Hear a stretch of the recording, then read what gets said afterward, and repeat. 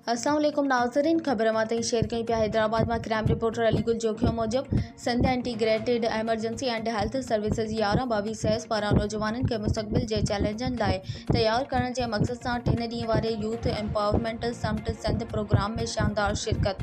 ये प्रोग्राम ना रुगो नौजवाननि लाइ सिख्या अगवाणी ऐं शऊर जो ज़रियो बणियो, पर सिहत जी टीम भी उन मौके ते emergency response services, first aid training, रज़ाकारनि जे किरदार ऐं ज़िंदगी बचाइण जे अमल बाबति मालूमात फराहम कई।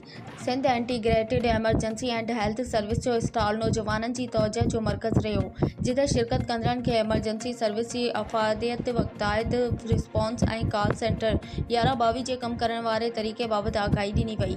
रज़ाकारनि जी तरबियत ऐं मैदान में उन्हनि जी किरदार बाबति पिणु ख़ासि दिलचस्पी ॾेखारी वई। असां यकीन रखूं था त नौजवान ई मुस्तक़बिल जा माहमार आहिनि ऐं संदनि तरबियत, हौसला अफ़ज़ाई ऐं वाधारी सां ई सिंध जे समाजी ढांचे खे मज़बूत बणाए सघिजे थो। Sindh integrated emergency and health service जी टीम सदाईं नौजवाननि जी भलाई, रहनुमाई ऐं ख़िदमत में अॻिभेरो रहंदी आहे। उन प्रोग्राम जे दौरान खुशहाल सिंध प्रोग्राम जे हवाले सां जागृता ॾिनी। Sindh integrated emergency and health service जे प्रोग्राम खुशहाल सिंध ख़िदमत जो हिस्सो बणजनि, पाण में रहबरी जा गुण पैदा कनि ऐं समाज लाइ फ़ाइदेमंद साबित थियनि। उन जे रोज़गार ऐं तरबियत जे हवाले सां उन खे मालूमात पिणु ॾिनी। Sindh integrated emergency and health service नौजवाननि लाइ न सिर्फ़ सर्विस पर सुञाण ऐं मुस्तक़बिल जो रस्तो आहे।